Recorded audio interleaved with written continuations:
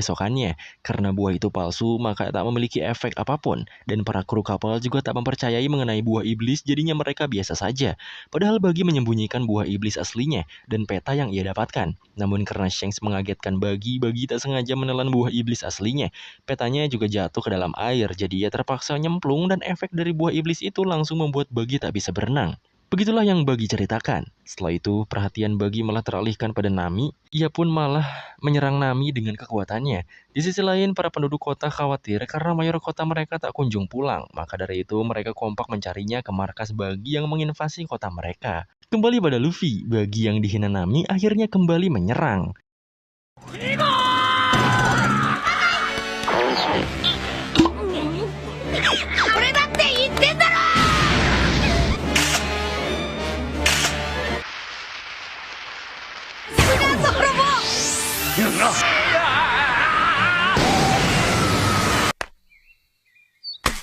Pada akhirnya Luffy berhasil menumpaskan Bagi untuk saat ini. Nami juga berubah pikiran setelah semua yang terjadi dengan Luffy. Ia memutuskan untuk gabung jadi krunya. Ia juga akan memperbaiki topi jerami berharga milik Luffy. Setelah mereka kembali pada Zoro dan mayor kota, mereka bertemu dengan para penduduk yang sedang mencari para bajak laut. Bodohnya, Luffy malah mengakui bahwa dirinya seorang bajak laut. Alhasil, para penduduk itu mengejar mereka. Namun kejaran itu dicegal oleh anjing yang Luffy tolong. Anjing itu menjadi saksi bisu pertolongan Luffy di kota mereka. Sehingga Luffy dan krunya berhasil kabur ke kapal mereka. Mayor kota yang baru saja sadar langsung emosi pada Luffy. Ia langsung sesegera mengejar 3 pemuda itu ke pesisir. Dengan bualan dan emosinya, ia hanya bisa berterima kasih sembari meneteskan air matanya.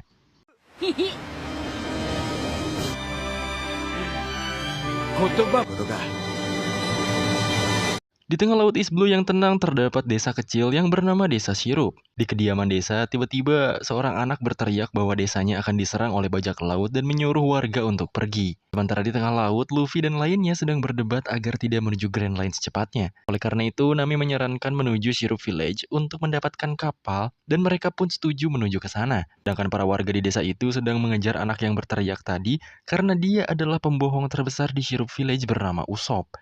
Di pelariannya, Usopp bersembunyi di atas pohon yang tiba-tiba dihampiri oleh 2 bocah yang ia anggap anak buahnya. Lalu Usopp menanyakan keberadaan anak buahnya yang satu lagi. Belum selesai Usopp bicara, terdengar suara anak buahnya dari jauh yang berteriak bahwa ia melihat bajak laut menuju ke Syrup Village. Mendengar hal itu, Usopp pun ketakutan dan mencoba kabur. Tapi anak buahnya mengatakan bahwa bajak laut itu hanya ada 3 kru saja. Usopp pun balik badan dan langsung ingin melawan bajak laut tersebut.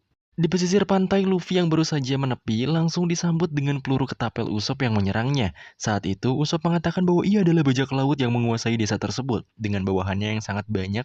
Tapi hal tersebut tidak menakuti Luffy dan lainnya karena tahu Usopp bohong. Lalu Usopp mencoba menyerang Luffy, tapi ia mengutip sebuah kalimat yang membuat Usopp terintimidasi. Luffy dan Zoro pun tertawa kecil. Ia mengatakan bahwa ia mengutip kalimat itu dari Shanks, yaitu bajak laut yang Luffy hormati. Setelah mendengar nama Shanks, Usopp terkejut karena Luffy mengenal Shanks. Luffy juga menebak bahwa Usopp adalah anak dari Yasop, penembak jitu yang menjadi kru Shanks. Itu membuat Usopp lebih terkejut dan meminta Luffy menceritakan tentang bagaimana ia mengenal ayahnya. Luffy bercerita karena Usopp sangat mirip dengan Yasop, makanya ia langsung mengenali Usopp. Terlebih lagi, saat Luffy kecil, ia sering diberitahu Yasop jika ia memiliki anak seumurannya. Usopp sangat bangga ayahnya berada di kapal bajak laut terkenal. Di sela obrolannya, Nami menanyakan apakah Usopp punya kenalan yang bisa memberinya kapal. Tapi dengan cepat Usopp menjawab bahwa itu hanyalah desa kecil yang tidak punya apa-apa. Zoro pun menyela bahwa di atas bukit ada satu rumah mewah besar. Itu membuat Usopp terkejut dan teringat sesuatu yang membuatnya segera pergi. Saat itu Luffy dan lainnya kebingungan, lalu datanglah anak buah Usopp yang sedang mencari kaptennya. Singkatnya mereka menunjukkan di mana Usopp berada saat itu. Ternyata Usopp sedang menghibur gadis pemilik rumah mewah yang katanya depresi karena kehilangan orang tuanya. Mengetahui Usopp mengenal pemiliknya, Luffy dan lainnya bergegas masuk melewati pagar untuk meminta kapal.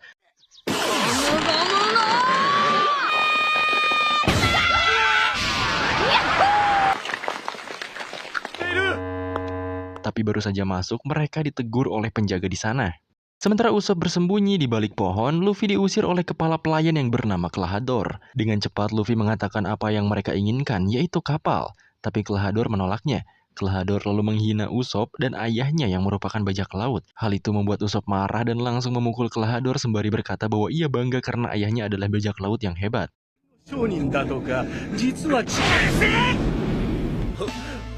Tapi Kelahador kembali memprovokasi Usopp, sehingga Usopp akan memukulnya lagi tapi dicegah oleh putri rumah tersebut yaitu Nona Kaya.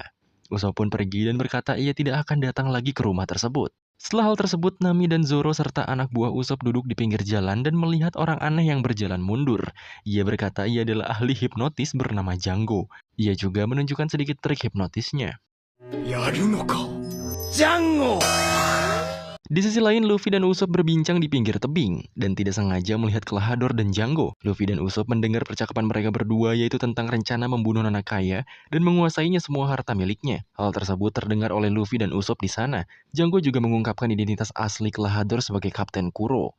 Mendengar hal itu, Luffy langsung bangkit dari persembunyiannya dan malah berteriak agar tidak menyerang Nona Kaya. Lalu Django menghipnotis Luffy sehingga jatuh dari tebing yang tinggi. Oi, Kisamura! Nemuku naru. Hah? Tetapi Kelahador tidak khawatir karena reputasi Usopp di desa adalah pembohong, jadi tidak akan ada yang percaya padanya. Luffy yang terjatuh dianggap mati oleh Kelahador dan Django. Di sana pun terlihat pasukan Django yang siap menyerang Syrup Village besok pagi. Usopp berlari menuju pemukiman dan berteriak memberitahu penduduk bahwa desanya akan diserang bajak laut besok pagi. Tapi penduduk keluar dengan marah dan mengatakan bahwa yang ia katakan semuanya bohong. Di saat bersamaan, Nami, Zoro, dan anak buah Usopp menemukan Luffy yang tertidur di pinggir pantai. Di rumah Nona Kaya juga diberitahu oleh Usopp untuk melarikan diri, karena ia akan dibunuh. Usopp memberitahu bahwa Kelahador adalah bajak laut, tapi tentu saja Nona Kaya tidak percaya pada Usopp. Usopp berusaha menjelaskan semua kepada Nona Kaya, tapi Nona Kaya sudah kehilangan kepercayaan kepada Usopp dan menganggap semua yang dikatakan Usopp kebohongan. Terlebih lagi, Usopp mengatakan tentang Kelahador yang merupakan pelayan kesayangan Nona Kaya. Di tengah-tengah itu, pelayan Nona Kaya lainnya mendengar keributan dan segera menodongkan pistol kepada Usopp. Usopp yang panik pun langsung menggendong Nona Kaya untuk melarikan diri.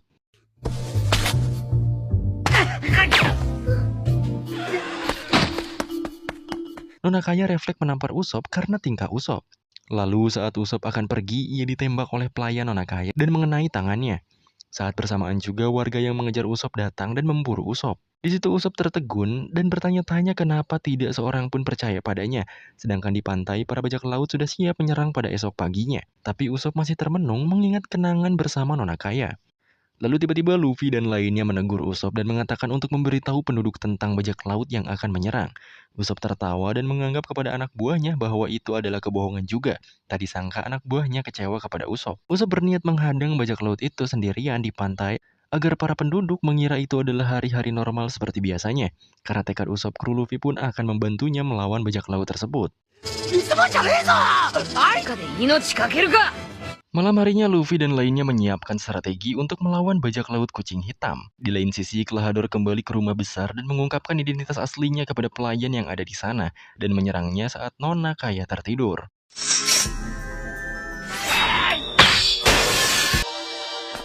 Lalu Kelahador menuju ke kamar Nona Kaya dan menodongkan pisau pada Nona Kaya yang sedang tertidur. Sedangkan bajak laut kucing hitam yang dipimpin oleh Django siap menyerang Syrup Village. Saat itu pun, Usopp serta lainnya membuat jebakan minyak di jalan masuk yang menuju desa dengan maksud para bajak laut akan tergelincir. Tidak disangka, setelah Usopp membuat jebakan minyak di lereng selatan desa, ternyata bajak laut menyerang dari lereng sisi utara desa.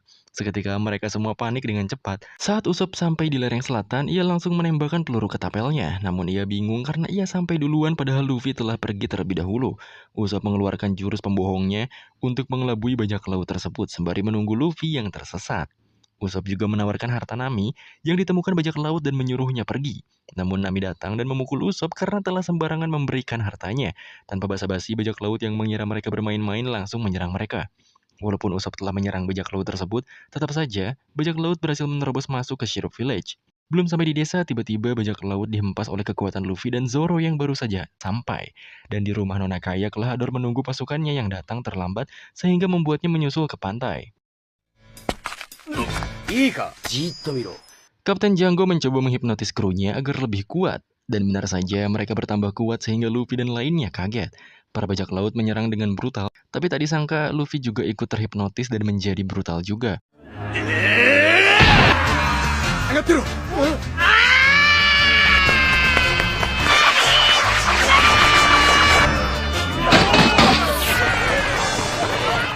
Luffy mengamuk dan merusak kapal milik bajak laut kucing hitam, dan saat Luffy akan menghantamkan kepala kapal, ia dihipnotis tidur oleh Django.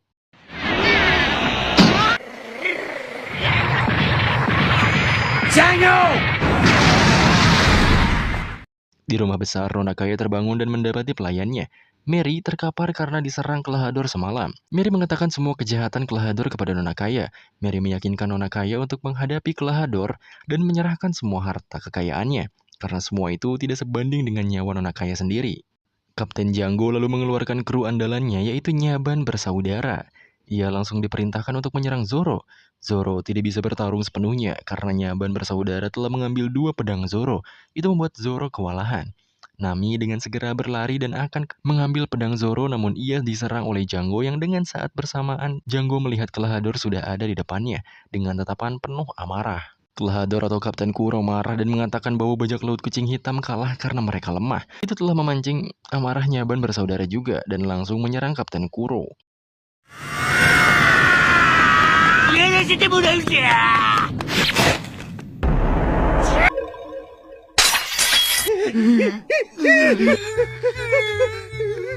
Kapten Kuro langsung menunjukkan kekuatan yang sebenarnya.